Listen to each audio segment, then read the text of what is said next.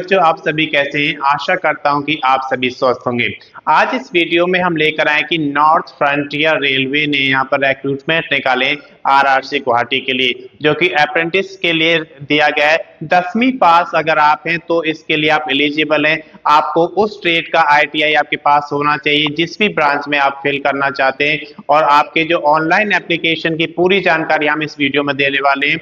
अगर अभी तक आपने चैनल को सब्सक्राइब नहीं किया, सब्सक्राइब करें, वीडियो को लाइक करें एंड शेयर करें, और इसे ज्यादा से ज्यादा शेयर करें ताकि इसका बेनिफिट बहुत सारे लोगों के पास जाए और वो इसके लिए अपना फॉर्म अप्लाई कर सकें। तो बात करते हैं प्रारंभिक तिथि की। तो प्रारंभिक तिथि यहाँ पर देख सकते हैं 4/11/2024, यानी कि 4 नवंबर 2024 से एप्लीकेशन शुरू हो चुके हैं।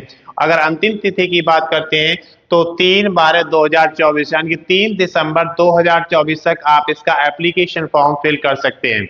इसके बाद बात करते हैं आवेदन शुल्क की। जब भी आप किसी गवर्नमेंट जॉब के लिए या किसी भी उसके लिए आप अप्लाई करते हैं एप्लीकेशन, तो उसका एक शुल्क होता है जो कुछ कैटेगरी से लिया जाता है और कुछ से नहीं लिया जाता है। तो यहाँ पर अगर हम आवेदन शुल्क की बात करें तो अगर आप यूआर या ओबीसी यानी कि अनरिजर्व कैटेगरी, जनरल या सामान्य होता है, ओबीसी, अदर बैकवर्ड कास्ट या फिर अन्य पिछड़ा वर्ग से आप बिलोंग करते हैं, तो आपको इसका 100 रुपये चार्ज देना होगा।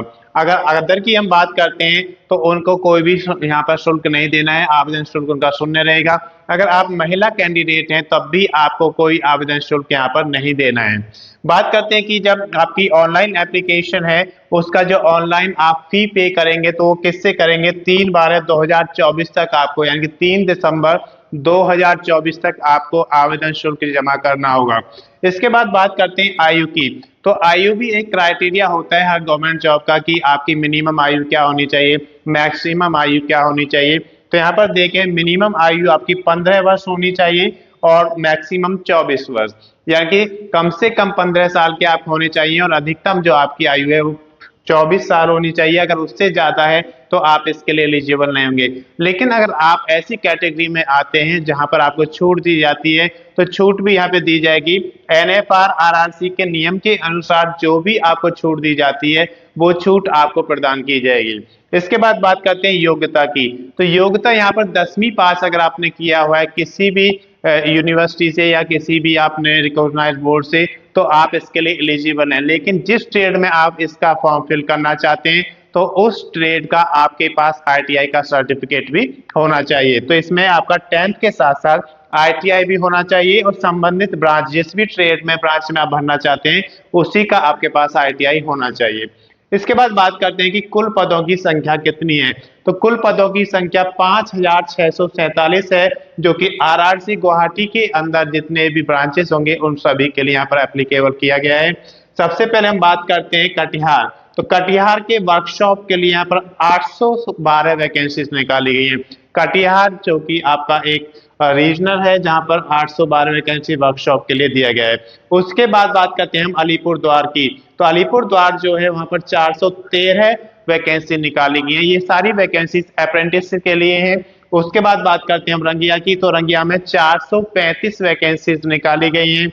लॉमडिंग की अगर बात करें तो लॉमडिंग में आपके 950 अप्रेंटिस की वैकेंसी निकाली गई है। तिनसुकिया में 580 अप्रेंटिस की जरूरत है। और अगर बंगाई गांव की अगर बात करते हैं वहां पर, तो ये वर्कशॉप के लिए यहाँ पर जरूरत है 982 वैकेंसी निकाली गई है। बंगाई गांव में वर्कशॉप के अंदर 982 वैकेंसीज है। उसके बाद बात करते हैं हम डिब्रूगढ़। तो डिब्रूगढ़ में यहाँ पर 814 वैकेंसी निकाली गई है। ये वैकेंसी भी वर्कशॉप के लिए यहाँ पर होंगी। उसके बाद बात करते हैं हम मालीगांव की। तो मालीगांव में आपके हेड क्वार्टर के लिए जरूरत है। यहाँ पर हेड क्वार्टर में 661 वैकेंसीज निकाली गई है मालीगांव में। अगर आपको इसकी अधिक जानकारी लेनी है तो आप इसकी ऑफिशियल वेबसाइट पर जाकर एनएफआर आरआरसी गुवाहाटी कि उस पर ऑनलाइन जाएंगे और उसकी ऑफिशियल वेबसाइट से इसका नोटिफिकेशन पढ़िए तो आपको वहां से सारी जानकारी मिल जाएंगी। इस वीडियो में हम लेकर आए हैं उत्तराखंड सिपाही भर्ती परीक्षा 2024 के लिए ऑनलाइन एप्लीकेशंस मांगे गए हैं, जो कि यूके ट्रिपल एससी की वेबसाइट पर जाकर आप देख सकते हैं। इसके ऑनलाइन आवेदन शुरू हो चुके हैं, जिसका प्रारंभिक तिथि की अगर बात करें तो 8/11/2024 है, यानी कि 8 नवंबर 2024 से इसके एप्लीकेशन शुरू हो चुके हैं। अंतिम तिथि की बात करें तो 29/11/2024 दी गई है, यानी कि 29 नवंबर 2024 तक इसके एप्लीकेशन फॉर्म आप भर सकते हैं। आवेदन शुल्क की बात करें तो आवेदन शुल्क जो कि हम एप्लीकेशन चार्ज या एप्लीकेशन फी कहते हैं, उसकी अगर बात करें तो UR OBC यानी कि अगर आप अनरिजर्व यानी कि जनरल कैटेगरी में आते हैं, या OBC अदर बैकवर्ड कास्ट जिसको हम अन्य पिछड़ा वर्ग भी कहते हैं, अगर आप इन दोनों के अंतर्गत आते हैं तो आपको यहाँ पर 300 रुपये एप्लीकेशन फी देना होगा, यानी कि जो आवेदन करेंगे आप उसका शुल्क 300 रुपये होगा। अगर आप SC ST EWS के अंतर्गत आते हैं तो आपको 150 रुपये का यहाँ पर चार्ज दिया जाएगा, यानी कि आप SC यानी कि schedule caste, ST schedule tribes या EWS जो कि इकोनॉमिकली वीक सेक्शन के अंतर्गत आते हैं, अगर आप इनमें से कोई भी कैटेगरी के अंदर हैं तो आपको इसका 150 रुपये एप्लीकेशन फी देना होगा। इसके बाद बात करते हैं कि एप्लीकेशन फी आप कब तक जमा करेंगे, तो 29/11/2024 यानी कि 29 नवंबर 2024 तक आप इसका एप्लीकेशन फी भर सकते हैं। आयु की अगर बात करते हैं तो 18 से 22 वर्ष तक आपकी आयु होनी चाहिए, यानी कि आपकी आयु 18 वर्ष से कम नहीं होनी चाहिए और 22 वर्ष से ज्यादा नहीं होनी चाहिए। और ये कब चेक की जाएगी, 1/7/2024 यानी कि 1 जुलाई 2024 को आपकी आयु 18 वर्ष से कम नहीं होनी चाहिए और 22 वर्ष से ज्यादा नहीं होनी चाहिए। अगर छूट की बात करें तो यूकी ट्रिपल एसी नियम के अनुसार आपको छूट दी जाएगी, यानी कि अगर आप किसी रिजर्व कैटेगरी में आते हैं जिसमें आपको आयु में छूट मिलती है तो यूके ट्रिपल SC के अनुसार जो आपको आयु में छूट दी जाती है वो छूट आपको इसमें भी मिलेगी।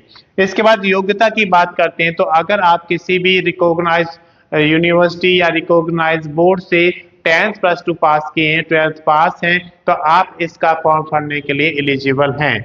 इसके बाद आप देख सकते हैं एग्जाम डेट, तो जो इसका एग्जाम होगा 15/6/2025 यानी कि 15 जून 2025 को इसका एग्जाम होगा, और उससे पहले आपको सारी तैयारी इसकी करनी होगी। अगर आपका एप्लीकेशन कंप्लीट हो जाता है, आप उसका प्रिंट आउट निकाल लेते हैं, तो आप उस दिन इसका एग्जाम देने के लिए जाएंगे, तो जो एडमिट कार्ड है वो आपका उससे पहले मिल जाएगा।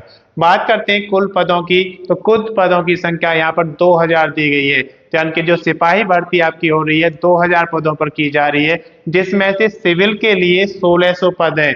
जो सिविल है उसमें सामान्य जो सिपाही होते हैं वो 1600 पद हैं, और बाकी जो IRB और PAC के लिए 400 पदों पर यहाँ पर वैकेंसी निकाली गई है। उसके बाद बात करते हैं कि अलग अलग कैटेगरी में कितनी कितनी वैकेंसीज हैं। अगर EWS की यानी कि इकोनॉमिकली वीक सेक्शन की बात करें तो 160 वैकेंसी सिविल के लिए है और 40 वैकेंसी यहाँ पर IRB और PAC के लिए रखा गया है। अगर आप OBC की बात करते हैं अदर बैकवर्ड कास्ट की, तो इसमें आपके 224 पद सिविल के लिए हैं और 56 पद यहाँ पर जो रखे गए हैं वो IRB और PAC के लिए रखे गए हैं। इसके बाद SC की बात करते हैं तो 304 पद यहाँ पर सिविल के लिए दिए गए हैं सामान्य सिपाही के लिए, और 76 पद यहाँ पर दिए गए हैं IRB और PAC के लिए। ST की बात करें तो 64 यहाँ पर सिविल के लिए हैं जो सामान्य सिपाही होते हैं, और 16 पदों की जो संख्या है वो IRB और PAC के लिए दी गई है। UR का मतलब अनरिजर्व या फिर जनरल या सामान्य की बात करें तो यहाँ पर 848 पद हैं जो कि सिविल या सामान्य सिपाही के लिए हैं, और 212 पदों की जो संख्या है वो यहाँ पर IRB और PAC के लिए दिए गए हैं। इसके बाद PET की बात करते हैं। PET मतलब फिजिकली एफिशिएंसी टेस्ट। जब भी आप किसी गवर्नमेंट जॉब के लिए जाते हैं तो सबके अलग अलग क्राइटेरिया होते हैं, तो अगर सिपाही के लिए आप जाते हैं तो वहां पर आपका फिजिकल चेक किया जाता है, तो उसे हम बोलते हैं फिजिकली एलिजिबिलिटी टेस्ट। तो इस टेस्ट में आपकी अलग अलग कंडीशंस होती हैं, उनको आपको पार करना होता है, उसके बाद आप उसमें सिलेक्शन के लाभ उठा पाते हैं। तो ऊंचाई की अगर बात करें तो अगर आप अनरिजर्व, OBC या SC यानी कि आप सामान्य जाति से हैं या अन्य पिछड़ा वर्ग से हैं या फिर आप SC शेड्यूल कास्ट में आते हैं, तो आपकी हाइट 165 सेंटीमीटर होनी चाहिए। अगर इससे कम आपकी हाइट है तो आप इसका फॉर्म फिल तो कर सकते हैं, लेकिन आप उसमें पीईटी में पास नहीं हो पाएंगे। अगर पहाड़ी क्षेत्र में अब आप आते हैं तो आपकी जो हाइट है वो 160 सेंटीमीटर, यानी कि यहाँ पर आपको 5 सेंटीमीटर की छूट दी जाती है। और अगर आप एसटी में आते हैं, जो शेड्यूल्ड ट्राइब्स होते हैं, जनजातियां होती हैं, उसके अंतर्गत आते हैं, तो 157.5 सेंटीमीटर यहाँ पर हाइट होनी चाहिए आपकी। तो यहाँ पर आपकी पहाड़ी क्षेत्र से भी कम हाइट ली जाती है, क्योंकि इन लोगों को ज्यादा से ज्यादा मौका दिया जाए इसलिए किया जाता है। अगर सीना की बात करते हैं, चेस्ट चेस्ट जो होता है, क्योंकि मेल के लिए भर्ती निकाली गई है तो इसमें आपका चेस्ट चेक किया जाएगा। तो चेस्ट अगर आपका 78.8 से 83.8 सेंटीमीटर होना चाहिए अगर आप अनरिजर्व यानी कि सामान्य, ओबीसी या एससी के अंतर्गत आते हैं। और अगर आप पहाड़ी क्षेत्र में आते हैं तो आपका 76.3 से 81.3 सेंटीमीटर का सीना होना चाहिए। और अगर एसटी के हैं आप तो भी आपको 76.3 से 81.3 सेंटीमीटर होना चाहिए। अब बात करते हैं रेंज क्या होता है, कि आपको इसमें 78.8 से 83.8 क्यों बोला जाता है। तो 78.8 जो है वो आपका सीना होना चाहिए बिना फुलाए, और आपका सीना फूलने के बाद कम से कम 83.8 सेंटीमीटर होना चाहिए, यानी कि सीने का जो फुलाव है वो कम से कम 5 सेंटीमीटर का होना चाहिए, तभी आप इसके लिए एलिजिबल है। आपका चेस्ट कितना भी है, सीना कितना भी चौड़ा है, लेकिन अगर आप उसमें 5 सेंटीमीटर का फुलाव नहीं लेकर आ सकते तो आप उसमें एलिजिबल नहीं होते हैं। इसके बाद बात करते हैं दौड़ की। तो इसमें सिपाही भर्ती में आपका जब फिजिकल चेक किया जाता है तो उसमें दौड़ भी चेक की जाएगी। तो यहाँ पर जो दौड़ रखी गई है 3 किलोमीटर की दौड़ रखी गई है, और 10 से 20 मिनट का समय आपको दिया गया है, यानी कि आपको पूरे नंबर्स अगर चाहिए तो 10 मिनट में पूरा करना होगा। और जैसे जैसे आप टाइम ज्यादा लेंगे तो आपके जो नंबर्स हैं वो कम होते चले जाएंगे, लेकिन अगर आप 20 मिनट तक उसे कर लेते हैं तो आप उसमें दौड़ में पास हो जाते हैं, यानी कि पीईटी में आपका जो है परफॉर्मेंस वो आपका आगे बढ़ जाएगा और आप आगे की प्रक्रियाओं में भाग ले सकते हैं। उसके बाद डॉक्यूमेंट्स की बात करते हैं। तो जब भी कोई एप्लीकेशन फॉर्म आप फिल करते हैं तो उसके लिए आपके पास आपके सारे डॉक्यूमेंट्स होने चाहिए, जैसे कि आपकी क्वालिफिकेशन 12th पास की मार्कशीट होनी आपके चाहिए, और उसकी सनद होने चाहिए, और उनके स्कैन कॉपी आपके पास होनी चाहिए। इसी तरीके से एड्रेस प्रूफ आपके पास होना चाहिए, उसकी स्कैन कॉपी होनी चाहिए, और आपके पास इसी तरीके से कोई भी आईडी प्रूफ होना चाहिए जो उसमें मांगा जाता है। आपके पास ऑप्शन दिए जाते हैं कि ये आईडी प्रूफ आपके हो सकते हैं, तो उनकी स्कैन कॉपी आपके पास होनी चाहिए। ये सारे डॉक्यूमेंट्स होने के साथ साथ आपके पास सिग्नेचर्स भी मांगे जाते हैं। तो जो सिग्नेचर है वो आप एक पेज पर लिख लीजिए और उसको स्कैन करके अपने पास रखिए, ताकि जब आप फॉर्म फिल करें तो उस समय ये सारे डॉक्यूमेंट्स आपके पास होने चाहिए, और इसकी वजह से आप उसको सबमिट कर सकते हैं। जब आप सबमिट करते हैं तो उससे पहले आपको चेक करना जरूरी है कि आपने कोई त्रुटि तो नहीं की। अगर कोई त्रुटि आपने की हुई है तो उसे सुधार लीजिए, क्योंकि एप्लीकेशन जब जमा हो जाता है तो उसके बाद उसमें त्रुटि को सही करने का कुछ एप्लीकेशंस में आपको टाइम दिया जाता है, लेकिन कुछ में नहीं दिया जाता, जैसा कि यहाँ पर दिया गया है। तो डॉक्यूमेंट्स में आपको ये सारी चीजें पहले से ही स्कैन कॉपी आपके पास होनी चाहिए। इसके बाद भी और अगर अधिक जानकारी आपको लेना है तो इसके लिए आप UK SSSC के एडवर्टाइज नंबर 65/2024 पर जाकर इसकी सारी डिटेल्स देख सकते हैं। मैं समझता हूं कि जो आपको डिटेल्स दी गई है आपके लिए पर्याप्त है। अगर आपको वीडियो पसंद आई है तो इसको ज़्यादा से ज़्यादा शेयर करें, ताकि लोगों को ज़्यादा से ज़्यादा इसका बेनिफिट मिले। चैनल को सब्सक्राइब करें, वीडियो को लाइक करें और शेयर करें। धन्यवाद।